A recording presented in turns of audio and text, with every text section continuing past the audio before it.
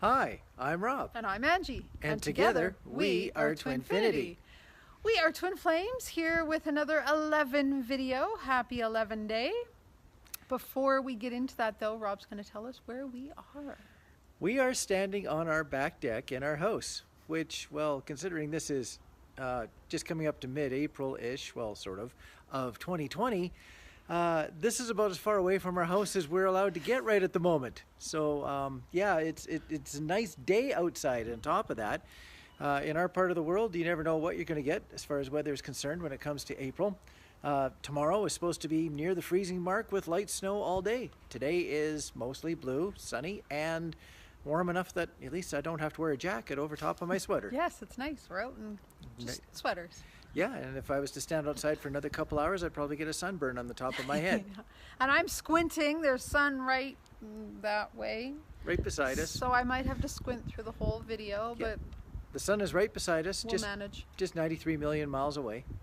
And we'd really like to be doing this video like we do all of our other 11 videos out in the mountains, but sadly, believe it or not, our mountains are actually closed. They closed our mountains. How do you close mountains? Well, you put them all into a park, and then you close the park. So yeah, they've barricaded off all the parking lots. They've closed all the washrooms. All the towns that have gas stations have said, we don't want you out here, and I don't blame them. It's just really hard dealing with not being able to go out to the mountains almost every weekend like we normally would. Yes. It's a good thing we can see them from our front window. And if you're watching this video maybe a year or more down the road and you don't really know what we're talking about, it's because of COVID-19 that we're all in the midst of being locked in our houses per se and not allowed to go out. So that's the scoop. The flip side to that is we're healthy. Yes, we are. And so is everybody else in our block as far as we know. So whatever works. When it comes to situations like this, I'll say it again. Whatever works. Yes. And on that note, we have to be really honest. We struggled with the topic of this video. Spirit, we always go by Spirit's sort of guidance as to what to talk about when. And Spirit gave us a topic and we were like, that's a fine topic and all, but not for right now. We thought we would be talking more about something to do with, you know, not necessarily the virus itself, but the higher perspectives of it, or what we can do as light workers, something on that sort of topic. There's supposed to have been this big awakening that's gone on, and lots of people are buzzing about that. But, you know, we've been doing these 11 videos to help out the people with where they're at. And we've been getting comments to do with our topic today. Yes. That is where quite a few people are at. So therefore, we're going to do the video as we planned on the topic that was presented to us by the request. And by Spirit. I even said to Spirit, I've been arguing with them for days now, and I'm like, are you really sure this is the topic? And finally today I said, okay, if you can convince Rob that this is the topic, because he wasn't really jiving with it either, I said, then we'll do it. And we had a talk, and Rob was like, well, out of the 3 topics we have, that's the one I think we should do. So we're doing it. Okay, so on that note, the topic is 11 things to do if your twin flame blocks or ghosts you. Because we know a lot of people have been, are, or will be in that situation. Doesn't matter that we're in this global pandemic right now, it still causes, it might even trigger more people to block their twin flame because of other things going on. Yeah, our first point on this is don't take it personally. And as much as we have many comments about not taking it personally, one of the thoughts that I had is because of the pandemic, because so many people who are on the edge of maybe being more in contact with their twins are being forced to be less in contact with their twins because they're at home, possibly with, I'll say, karmic relationships all the way along. Yep. They might be really quite focused on just being fortunate for what they have as opposed to being a little bit more curious about what they could have. So I'm kind of guessing that there's going to be a little bit more ghosting than average going on as opposed to less. But that still has nothing to do with the person being ghosted. The person being ghosted has likely been honest to themselves and honest to the person doing the ghosting, and the person doing the ghosting, for whatever reason, can't handle it. They don't want anything to do with it at this point. They haven't been prepared. They haven't given it either proper growth or proper thought, and therefore they are the one doing the blocking or ghosting, which means the person being ghosted can't take it personally. Yes. And even if it's not related to, current situations, I've even heard from people the reason they have blocked their twin flame has nothing to do with their twin flame. It's more to do with they're going through their own stuff and they don't want to project it on their twin flame. So they think, I'll pull away, I'll distance myself, I'll work on my stuff without triggering the other person, which is actually very noble. Most of the time when you're the one that's been blocked or been ghosted, you think it's you. You analyze every conversation and go, what did I say wrong? What did I do wrong? Did I offend them? Did I trigger them? Maybe you did, but then again, maybe you did not. Maybe it's got nothing to do with you. So that's why we're saying don't take it personally. Know that it's just part of the path at this moment and just allow it to be. So that brings us to number 2. Point number 2 says don't try to contact them. I guess meaning the person doing the ghosting or blocking. Yeah. I'll let Angie speak on that one first, because I have a slightly different take on this than she does. Oh, interesting. Okay. So basically, what do you want to do? The first thing you want to do when you've been ghosted or blocked is try any way you can. If you've been blocked on one social media, you go on another social media that you might be connected with them on and try and contact them there. Or if you've been ghosted, then you start, contacting them every way and everywhere that you can to go like, what is wrong? What did I do? And it almost becomes like the runner chaser stuff, right? Then it becomes this push pull, and all it does is create more energy of them pulling away. So rather than trying to contact them, reach out, just honor what they've requested, even if they haven't obviously requested it in a healthy boundary way of just saying, look, I need some space. They've obviously just closed off all communication. Respect that without even having to know what their reasoning is. Just honor what they're requesting. Now, with a slightly different thought in mind, I still don't think that you should just never contact them again. No. But I think you need to be, especially right after you've been ghosted or blocked, give it a break. Give it a break for a while. Now, if something important comes up, like a birthday, okay, yeah, and hopefully the birthday doesn't happen 2 weeks after you've been ghosted, because that's still a little too soon. But I'd say just try sparingly to be in touch with the person doing the ghosting or blocking. Yeah.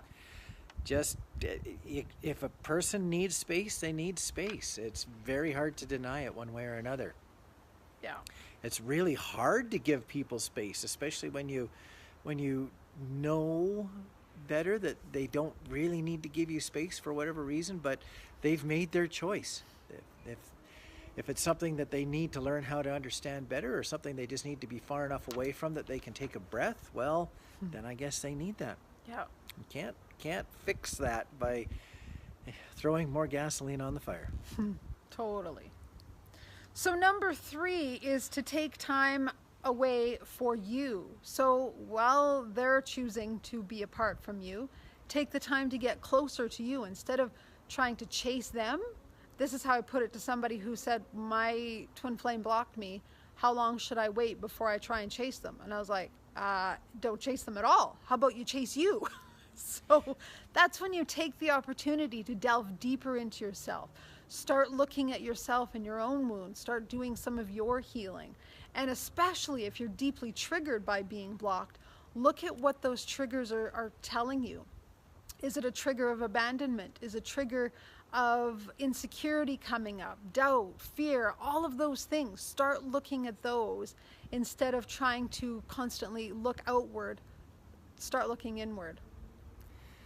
To also come back to that point that Angie was dealing with from the question that she had of how long should I wait, it reminded me of one of my favorite definitions of insanity, and that's doing the same thing over and over again and expecting different results. If you've had zero growth from the time that you last said or did something that caused you to be blocked or ghosted, and you come back with exactly the same message with no further growth, then you're probably just going to put yourself right back in that same position again. Whereas if you've had a chance to go out and learn more about yourself or learn more about situations, maybe even just communication work, learned how to communicate with others who maybe don't quite understand your own point of view the way that you do, and maybe learning how maybe things trigger other people, or just maybe just doing just a ton of growth. If you come back with maybe a message that's more balanced, possibly in ways you don't even understand, then you have a better chance of not getting blocked or ghosted again.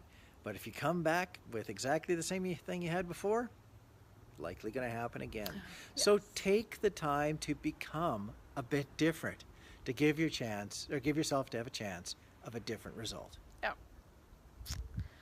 Number 4. You might not be able to read that. You want me to read that? You can read that. Okay, I added a little bit, and it's like right in the middle of the line.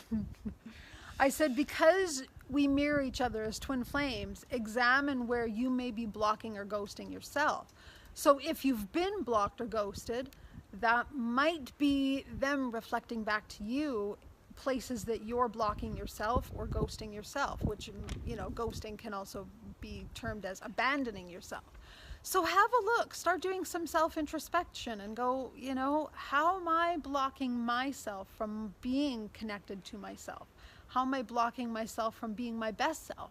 Ask yourself some of those questions and see if you come up with anything. One of the most common ways that this goes sideways is you become so focused on getting in touch with your twin and trying to appease them that you completely forget to honor where yourself is. Totally. So you're so focused looking one direction that yourself ends up becoming ghosted by yourself. So yeah, it's almost going back to that growth thing again. It's just, abandonment isn't lack of growth. It's just, actually it kind of is, isn't it? If you abandon yourself. Yeah, I guess it is kind of a lack of growth. Absolutely, yeah. So number 5 is... Except that not now doesn't mean not ever. Not bad, considering I hadn't read that before in the list of notes. Oh dear. This is about allowing your twin the chance to do their own growth. Yeah. Not now could be not now for reasons that you'll never get to understand. I guess that would be part of the problem of being ghosted or blocked, is you don't get to learn these reasons. Somebody else, though, might be on their own growth path and therefore need the time to come around to a point where they can try to do when Angie and I were getting together again, trying to do maybe things have changed just enough, both with myself and the other person, to at least let them be a friend. Yes. So, not now, meaning right now, doesn't mean not ever, meaning about after growth in the future. Yeah, and it's also about having faith, right? I mean, so much of the time we fear, oh my God, my twin's never going to speak to me again. Just be careful with the nevers, right? The nevers, the always, the absolutes, because just because they're not communicating now, it doesn't mean it's like forever and you're blocked forever and you're never going to hear from them again. And if you have a hard time believing that for your own journey, look at, our journey, other twin flames that are in unions journeys, or other people that aren't in union but have been blocked and are now unblocked. Use some of those examples to remind yourself, because our monkey mind, our ego mind, is so ready to do the absolute and go, oh, that's it. And then we just go into this downward spiral of losing hope and thinking, oh my God, never am I going to hear from this person, and I'm heartbroken and I'm devastated. Talk yourself out of those and remind yourself that everybody's journey is going to come out and unfold in its own way. But look at some of the examples that are out there, like us, like other people who have had years of not communicating and come back together. So it's all good. This segues nicely into number 6. Trust the process and knowing it all has a purpose. The tough part about the process is that this process of being a twin flame and getting into union and staying in union, we call it a process, but it's a process with so many different angles and so many different possibilities that there is no set process. So you have to trust the process that you're on. We could describe for hours the different pathways that people have come together, had trouble staying together, come back together, stayed together, been apart twice, and the third time works perfect. There's just so many different ways that this process can work, but you have to let whatever is happening work its way through to fruition. It's tough trying to have a little bit of foresight when all you want is the result. But sometimes you have to take a look at where you're at, where the final result is, and be sometimes a little, here's a good word, realistic about what is going to need to happen in the meantime. So sometimes you do have to give it a bit of a process and see if the process you're understanding sticks to plan. And trusting the process is also trusting yourself, right? Again, goes back to that inner guidance. When you follow the inner guidance, your inner guidance is probably very calm, going, don't worry, they're going to come back, they're going to communicate again. This is not the end.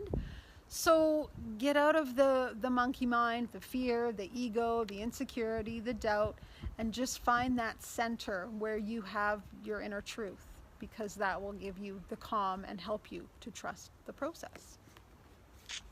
Number 7. Your turn. Stay open. So often when we're blocked or, what's the other word? Ghosted, the first thing we want to do is close our heart, right? Because now we've been triggered that wound of abandonment. And the first thing we want to do is just shut off so we don't have to feel it. Just clarifying, do you mean this is almost like a unconscious or conscious revenge? I don't know if it's usually a conscious, but it can be. It can be. We can have the conscious kind of like screw you attitude. You're going to hurt me, I'll hurt you right back. And so you shut down your own energy so they can't even tap in and feel you. And so we're saying don't do that. If you can, stay open. And we're going to give you another point in a minute as to why to stay open. But when you stay open to you as well. When you close down your heart, your energy, you don't just close it to them, you close it to yourself. And again, that goes back to point number, which one was it? Number 4, blocking yourself, right? If you've been blocked, we're saying invite yourself to look at where you're blocking yourself. So if you go and close your energy down, that's blocking yourself. Stay true to your path. Yes. Yes. Yes. So therefore, if you're open, stay open. Stay communicative. And I mean this from the 5D perspective. Keep trying to channel energy and keep letting it happen even if you're not even trying to. So let things still work around you. Yes. Which brings us to point number 8, which is allowing the channels of communication in the higher realms. So just because you're not communicating in 3D, that doesn't mean 5D isn't open. And if you're going to close your heart and close your energy down, you're not going to have the 5D communication. So, invite the telepathy if it's still open and it's still there. Invite the dreams to still connect with them in, the higher realms. Often when we're not connected in 3D is when we're more connected in 5D. So even for Rob and I, when we weren't communicating in 3D, we had huge amounts of 5D energy happening between us. So it's often a great time to experience and open up those higher channels and allow them to develop more and develop and practice your telepathy stronger. All right. Anything else to add? No, not on that one. Okay. Number 9, surrender. Yeah, we all love that one. Yes, it's surrender and acceptance. No guilt. If you're thinking especially that you're going to be trying to guilt the other person for blocking you, either telepathically or even in person with some form of a communicated message in 3D. All that does is just throw the blame game around, and the blame game is fantastically dense in its energy. It's better to surrender to where things are really at and accept where they're really at. Yeah. And when you're in surrender, that's when you're allowing the higher energies to come in. When you're in the ego, there's no surrender in ego. When you're in your soul, your higher self, those aspects, that's when you can really allow the flow of things. And that's when the energy then opens up. If you're in the ego, which is the push-pull, because that's definitely not surrender. So when you're in the opposite of surrender, it's when you're in your ego, when you're in the lower emotions of fear and insecurity and all of that. Your twin feels that because you're connected, whether you're communicating or not, right? If you're not communicating in 3D, it doesn't mean you're not still connected. You're always connected. And they're feeling everything that you're going through, even if they're not consciously aware of it. Subconsciously, they're feeling it. So when you're in surrender, that allows them to then be in surrender too, which then allows them to open up. We're certainly not saying that if you're in surrender, they're going to come back and immediately. They'll come back when they need to, when they're ready to, when the time is right for them to. But the more you're in surrender, the more you allow them to be in that same energy. Yes, just to word it slightly different. If you're in surrender, you've lowered the tension in the energy. And if they're not feeling the tension, then they may feel that they are able to expand their boundaries just a little bit and still be able to move and flow within the thought of the relationship's existence. I like that. Yes. The tension. So yes, surrendering takes a straight jacket and turns it into something more like a nice sweater. Nice. Robert is analogy. That's a good one. Number 10. I love this one. Stay in high vibration. Yes, so that comes along with surrender. When you're surrendered, you naturally end up in high vibration because you're not trying to force things, you're just allowing things. And when you're in high vibration, again, you invite energetically the other person to be in the same place. And where does love reside? High vibration or low vibration? High vibration, right? So this is part of coming into unconditional love. When we're in unconditional love, we're simply allowing, and unconditional love is also a very high vibration. So when you can get yourself there, whatever means you do, it can be, listening to music, it can be being out in nature, it can be dancing, singing, painting, anything that makes you feel good. And again, when you're doing all of those things, you're putting the focus on you rather than outwardly towards them. So anytime you are looking after yourself, you're naturally putting yourself in high vibration, which again then energetically invites your twin to do the same because they're feeling that through the energy. Even if you're not connected, they feel the energy stronger than they're going to feel words. I have almost an identical outcome with a completely different way of presenting this. My thought about staying in a high vibration is about staying honest to yourself. This borders on talking about game playing. When we talked earlier about staying honest to yourself, where this comes into high vibration is sometimes if you haven't grown and you're only just trying to satisfy your twin, the one doing the blocking or the ghosting, you'll almost do anything or say anything or become anything the next time you're in touch with them in an attempt to get on their good side so that you can stay in touch with them. That, I'm going to use the term again, it's a bit like game playing. Yes. It really lowers your vibration when you deal with manipulation or desperation. Yeah. You need to stay honest with yourself where you're at and what you actually believe in. Stay in that higher vibration mode. Yes, without changing a message, you can tone it down if you feel you overloaded the person, hence why you've got into a communication problem. but still leave the message, be the same, but stay honest to who you are and what you believe in. It leaves you with one story. You don't get caught changing your story or changing its intensity too much, and it leaves you in that higher vibration. Yeah. The other person needs to generally learn how to accept where you're at, because where you're at is likely something you can't really change a lot. You may grow within it, but you can't instantly just switch off a belief because somebody else doesn't believe it. You believed it for a reason. So stay where you are. Stay honest to yourself. Yes.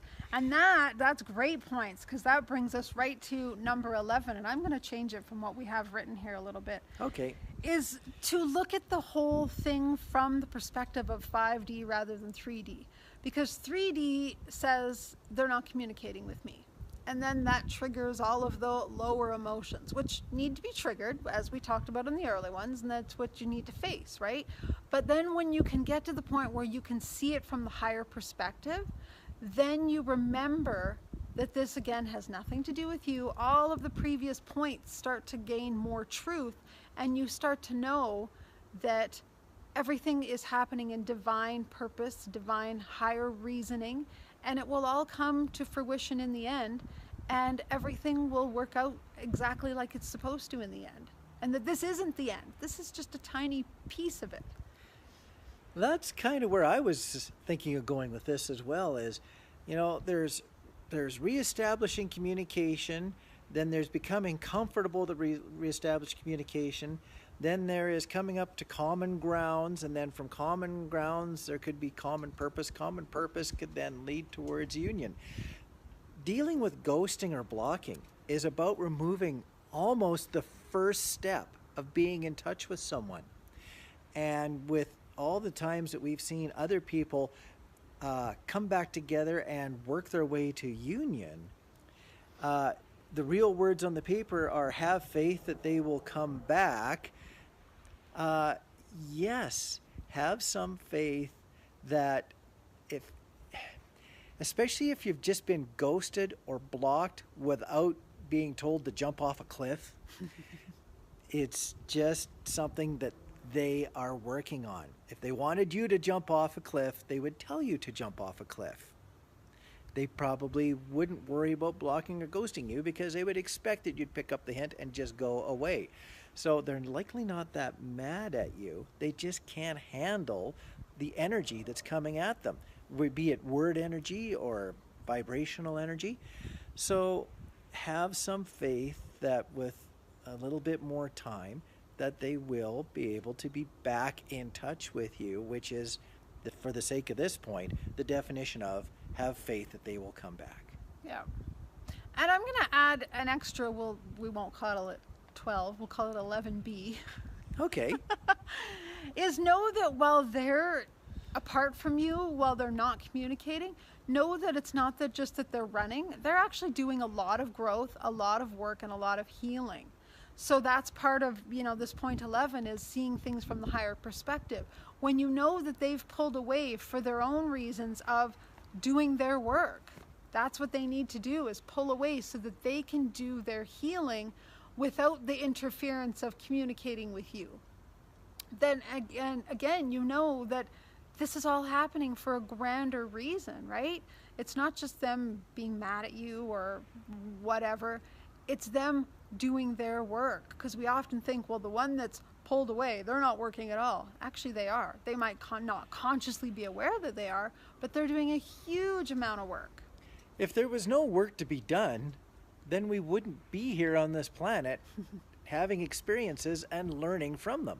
The learning is the work. So yeah, you sometimes have to just wait for the other half to do their work. And in the meanwhile, like we said earlier, still keep doing our own work. Yes. And when the other half does their work, they become a whole. And then the two of you can be whole together. Well done. Thank you. So we're going to leave you with those 11 points. Hopefully they were helpful. Have any comments, just leaving them below in the video as you usually do. We love reading your comments. And if you have any questions that have come up from what we've said or that have popped into your mind, give us the questions too, and we'll incorporate them into a question and answer video in the future. Yes. And until we connect again, stay safe, stay healthy, stay sane. I know some people are not doing well in isolation, and then there's those of us introverts that are like, bring it on, we love it. I've still been capable of going out for a, well, I'll say almost daily run, give or take tomorrow, where I probably won't run because of snow, and we've had more snow lately than sunshine. So yeah, I've missed out on a few runs, but I still have got out when I can, and even being a little bit extroverted, that's been enough to keep me sane in the meantime. Yeah, it's all good balance. So we love you guys. Happy 11 Day, and we'll connect again soon. Catch you later. Bye. Bye.